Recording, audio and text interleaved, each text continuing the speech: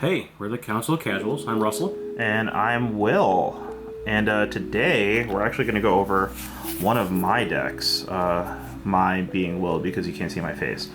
But we are going over Orvar the All Form. And why? Because this is a really cool budget deck that any new Commander players can build and make your friends hate you. So what was your first upfront cost for the first iteration of the deck? So the first time I built the deck, and this is how I typically build most of the decks I work on, and I think, first of all, Russ, this will be a cool thing to do in the future. We could do a building your first Commander deck kind of video. Sure, yeah. But this is how I build my decks, which is I usually start with the budget version of the deck just to get the deck playable, and then I play it a couple times, and then I really determine if those more expensive cards are really things that I want to go after.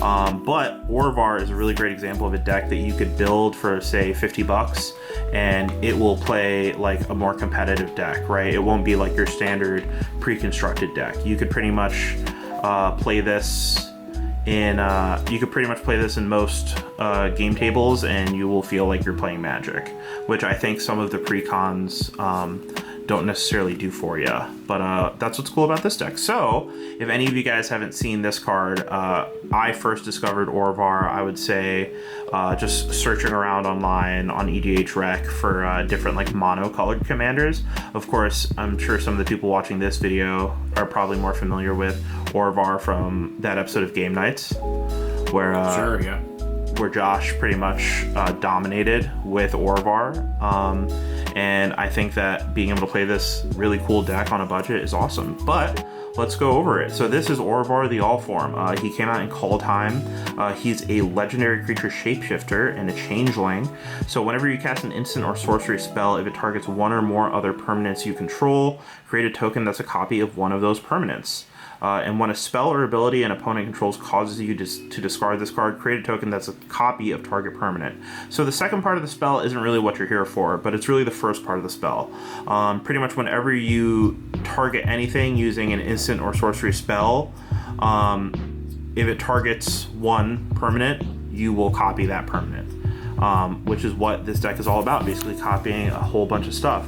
So let's go over some of the budget options that will help you go infinite in this deck. So first off, let's take a look at these two cards, which is... Oh, I see where you're going with this. Yeah, Peregrine Drake and Cloud of Fairies. Now, why do these go infinite? These go infinite because when they enter the battlefield, they untap lands you control. They untap lands you control, which means that if you're able to recast a spell, specifically with the buyback mechanic, you basically go infinite with these cards. Okay, and what goes infinite with these cards, which are both very budget-friendly options, are Mind Games and Clock Spinning. So Mind Games has a buyback of 3. So more specifically, Mind Games is a lot more friendly with Peregrine Drake, where you basically play Mind Games for 3 mana, create a copy of Peregrine Drake, and untap up to 5 lands. So it is a way to net you infinite mana. It's also a way to net you infinite Peregrine Drakes, which is awesome. And then Clock Spinning, on the other hand here, also has a very similar buyback cost. It is 3 mana of any color. And when I first read Clock Spinning, it is confusing because it says you have to choose a counter on target permanent or suspended card. Upon looking at the rules, basically with Clock Spinning, which is this cool Doctor Who version of Clock Spinning, basically the rule says that you could target any card even if it doesn't have a counter. Basically the effect will just fizzle. But really it's still targeting. So... Oh, okay. Neat little workaround there. Exactly. Now, the other buyback card here that works better with Cloud of Fairies, right, is this card, which is one of the upgrade cards. Now, I mentioned that you can build this deck with $50, and that's what I started with, but cards like this are an add-on, right? And the reason this card is so much more expensive than, say, Clock Spinning or Mind Games, right, is because the buyback cost of this is 2, which means that Cloud of Fairies plays right in hand with... So you're doubling up your number of viable targets. Exactly. So Whim of Allwrath will work with Peregrine Drake, but it will also work with Cloud of Fairies. So just keep this in mind. This is one of the big upgrade cards for the deck.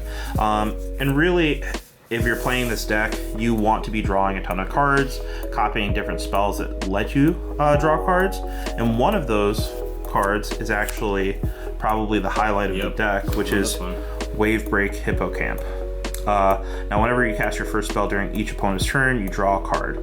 Now, why is this cool? Because on your opponent's turns, you'll cast instants that will target Wave Break Hippocamp, right? Which means that on the first turn that you copy this card, you'll draw one card. On the turn after that, so your second opponent's turn, you'll copy this again, drawing 2 cards. And then on your third opponent's turn, if you're playing a commander game with 4 people, you'll draw a total of 3 cards just having this on the field 1 round if you have 3 instants in your hand. And you could cast the mana for this. Sure. So basically, this card alone can draw you a full grip of cards by the time it comes back around to you. This is a really strong card. It's excellent in the deck, and I believe it's only like $1. Once again, a really great budget option. I do remember, it's very affordable, but I remember when I bought that card, it was kind of hard to find. So it must be really popular because it always seems to be sold out when I look for it. Yeah, I think it's a great card. Just in any cantrip deck, any mono cantrip deck. I think one thing that helps its popularity is the fact that it's also an enchantment creature, so it fits into other deck themes too. Yeah, very true. There's a lot going on for it. It's really a superstar of the deck. Now, the next combo in the deck we want to take a look at here. And this combo, I was just talking to Russell before this, it confuses me sometimes. But it's Archaeomancer, Ghostly Flicker, and it's specifically these 2 cards alone because if you incorporate, say, Cloud of Fairies or Peregrine Drake into this combo, that's where you go infinite, right? Where you basically return one of these cards to your hand, and in targeting them, you'll be able to play them again. And then on top of that, that also includes Archaeomancer. So if you are able to play Archaeomancer to then return Ghostly Flicker to your hand, you basically will then bounce certain targets to your hand, recasting them, untapping for land, doing it over and over again. So there is a little bit of nuance to this combo. The buyback angle is a lot simpler, but there is nuance to this combo that is also a very cheap combo. Ghostly Flicker, I think, is almost $1. Archaeomancer is less than 50 cents, I believe. A card like Snap is also very cheap. It gets reprinted quite often, so... And even if you don't have a ton of instants in your hands, just being able to recycle Ghostly Flicker turn after turn lets you do some sneaky crap with this guy right here. Absolutely. Hullbreaker Horror. So once again, getting into another one of the money cards. You don't have to have this in your deck early on for it to be viable, but this is kind of a mono blue superstar. Basically, this has flash. The spell can't be countered, and when it enters, whenever you cast a spell, you could choose up to 1. So you could return target spell you don't control to its owner hand, or you could return a permanent to its owner's hand. You could even conceivably, let's see, last turn you flashed in a million infinite Peregrine Drakes, but they aren't tapped or they don't have they have summoning sickness. Yeah. So you flash this in on your opponent's end step, and then you bounce everything. Attack for unblockable, basically. It's very cool. And then it has whenever you cast a spell. So it's not only when you cast Hullbreaker Horror, it's whenever you cast anything. So just having this on the field is a huge threat. It's a way to basically remove things very quickly. I know you call it a money card, but it's still a very budget-friendly upgrade option. Yes. It's under $10, I believe. Oh yeah, it is very budget-friendly. So I definitely try to play very budget-friendly. I'm currently in the phase of my decks where I'm trying to build them out. But most of my decks, when I've built the first iteration, are anywhere from $40 to $75. And I'm proud of that, honestly. Trying to keep it within a certain budget. But now we're starting to get into some more of the cards, and I'll talk about some of the cards here. And with my Superman editing skills that I don't have, in the video later on, we'll include some screenshots of cards that we'll want to include once you look to up the budget, right? So the other 3 cards I want to take a look at before we look at some of the other money cards are just some really big powerhouses in the deck. First of all, you have Hidden Strings and Trade Doctoring. These cards, first of all, have some really cool art, right? But the other thing that they have is Cipher. So you cast them on at sorcery speed, which this deck really likes the instant speed angle. But at sorcery speed, you would think, oh, what's most useful about them? But it's really this Cipher ability where once you cast a spell, you exile it and you encode it onto a creature you control. And whenever that creature attacks, you will cast a copy of the encoded card without paying its mana cost. So basically, it's another way to copy your spells. So let's say you have Peregrine Drake. You have, you know, a couple different cards that you could use here. Basically, you'll just copy stuff like crazy, which is really fun. And of course, I wanted to also include another budget option, which is Giga Drowse. This isn't necessarily like a game-ending card. It can be, but what's cool about this is it has replicate, right? So if you have the Peregrine Drake combo, you could create infinite mana and then replicate infinitely to create another infinite amount of, you know, creatures or cards or whatever it is. So basically you could just copy everything on your field 1,000 bajillion times, which is cool. What was that number again? 1,000 bajillion times. Oh, okay. Very specifically that number. That's the only amount of times you could actually copy it. But anyway, getting to some more of the money cards that you want to incorporate. This is a good yes, Vesuvian Diplomancy. Duplimancy. This card's cool. I pulled it from a pack, which is why we have like the full art foil treatment, which is really cool. But whenever you cast a spell that targets only a single artifact or creature you control, create a token that's a copy of that artifact or creature, except it's not legendary. So this is pretty baller. Basically, you're just you're adding another copy of whatever you copy. So instead of creating one additional copy, it'll be two. You'll have three of everything. And I mean, So this is like this deck's version of a Ninth of Procession or Doubling Season. Yeah, this will get out of hand very, very quickly. But moving on to two other budget cards that you'd want to add to this deck. Sapphire Medallion is a gimme. Any mono-color deck you're playing, the medallions are... Is it Tempest? Oh, man. Yeah. This is like a $10 card, so this is a pretty big budget ad.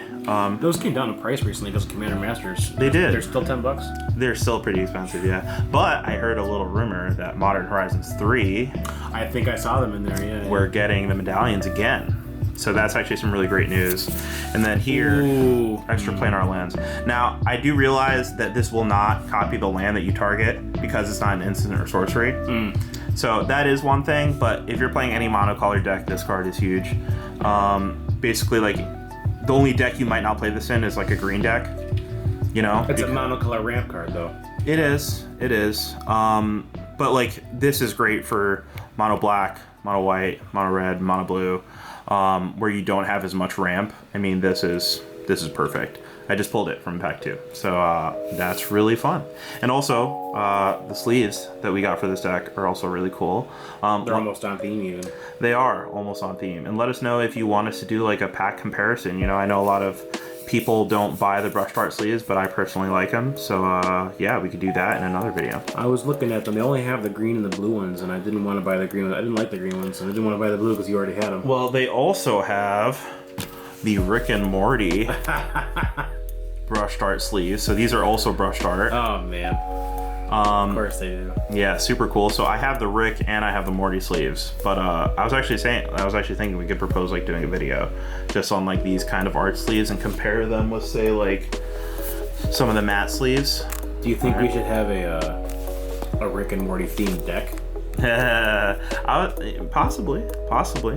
Future video, right? But anyway, let's wrap this video up here because the last thing we'll talk about is glitter card animations, the upgrade cards, right? And for this deck, the upgrade cards are pretty obvious. Let me move my hands here. We want to look at cards like Cyclonic Rift, of course. We're really thinking the blue staples. So Cyclonic Rift. I had a thought during your video, during your speaking about I pulled a few copies of Spark Double from the Ravnica set. Spark Double's very good here. I think that would be a good include, yeah. Thank you. Give me a Spark Double, please. I will. Nice. Oh yeah. Okay, so Spark Double, also cool. Russell, thank you. Some other cards, of course. Rhystic Study. And I'm trying not to like put my hands out there. Do you already run a Mystic Remora on the deck? No, I don't. So Rhystic Study and Mystic Remora, both those cards probably want to run here. And really the cards that you're taking out of this deck are pretty obvious because you're just trying to take out the cards that are like basically weaker versions of the instance that target things. Do you run any counter spells or removal? So in this deck, we actually only run 2 counter spells. We run Negate and Counterspell. Those are the only 2 cards we'll run, really. Just because I don't think this is a Counterspell deck. And the reason I bring that up is because... all you really want to do is maintain the combo, right? You want to make sure the combo goes off, yeah. Exactly. And I think Counterspell is cool in certain other decks. I almost hate to say this because of its cost, but you could swap out Counterspell for a Mana Drain, and that acts as ramp. Yeah. I think that it's definitely a possibility. There's your Counterspell. But I was thinking of removal specifically because they're a little cheaper in blue. Yeah. But if you're looking for another board wipe that wasn't Psychic, you could look at Aetherize. Yes, Aetherize. I currently have that in my Nekusar deck. And for single target removal, you could look at things like Unsummon. Yes. I know you run a Pongify. There's also the Rabid Hybridization. I actually don't have Pongify in this deck. Oh, well, then you could run Pongify. I should definitely get Pongify. But in terms of single target removal, here's what we have. Rapid Hybridization, Resculpt, and Geist Wave. These are all like, it's either a Bounce or Destroy or Exile. So that's pretty cool. But these are all your budget options. Another counterspell I would consider are things like Swan Song. Yep. Or that one that came out in New Capenna, An Offer You Can't Refuse. Yep. I totally agree, and I think that those are all cards that you think about when you do like a budget upgrade. So I think everything Russell just mentioned, Mana Drain, An Offer You Can't Refuse, Swan Song. You could also look at Force of Fierce Guardianship. Yeah, I broke my own rule mentioning Mana Drain because I was trying to keep it under a certain dollar value. Yeah. But you could look at Pact of Will. Not Pact of Negation. Pact of Negation, $10 card right there. I don't like that card for this deck because you have to keep 5 mana open to not lose. It's true, but I will say it is budget relative to the other options, right? Force of Will. Something I did think of, though, are any of the extra turn spells. Yeah, extra turn spells. Those can go in here. And what's also cool here, guys, is in Modern Horizons 3, they are releasing a new cycle of the, very similarly to like Fierce Guardianship, to that kind of cycle of lands, of like spells for each color. So they'll actually, the cycle will now be sacrifice a creature or sacrifice a permanent to play this card for free. Oh yes, I saw those, yeah. So that is actually going to be, I really want to get a box of Modern Horizon 3 just for the opportunity to get those, because those will almost definitely become the new, Fierce Guardianship kind of cards. Now, do you have any other ramp in the deck, like Myriad Landscape or? We do. Do you run High Tide in the deck? Yes, I do. Excellent. Great. It's a big card in the deck. But the thing to remember is that when you like play, even in a monocolored deck, when you're playing like these tap lands that search for another land, even in a monocolored deck, it's really important because the reality is you don't need 30 lands to win a game. You don't. You can almost, if you have 15 lands, you're pretty much set with most decks unless you're playing a really creature heavy deck. But that's why, like, if you have, let's say in this deck we run both Terramorphic Expanse and Evolving Wilds, to me that's really healthy for the deck, because it means that for those 2 lands that you play, you're also going to take 2 lands out of your deck. So your land count goes from, the 33 that you have in a monocolored deck to 29. I suppose that's more important depending on the deck and how it plays, but I think that most decks, except like I said, the decks that are like really creature heavy, that's what you want to be doing. You want to be using those lands to just filter the deck and get the cards that you want to get, especially if one type of card that we haven't really talked about in this video is tutors. We haven't talked about tutors. Mystical Tutor, Personal Tutor. Those are really strong cards, but the reality is if you want to play the deck on a budget, you're more than likely not going to be playing tutors. Well, then you just run the Ponder, Preordain, Brainstorm. Exactly. But that's all the more reason you need to be able to have ways to filter your deck so you have a higher probability of drawing into the cards that are strong. Then there's probably also some artifact tutors. like I'm sure there's got to be one or two. Yeah, there definitely is. But yeah, that's all it comes down to, playing on a budget and trying to build a strong deck without really playing too many of the busted cards. But yeah, anyway, that was my Orvar deck tech. Once again, if you have any questions, guys, post them in the comments, or any recommendations for like different cards that you think can go in this deck. But yeah, why not give building it a shot and let us know what you think. Anyway, that is just about it for this one. Cool. Awesome.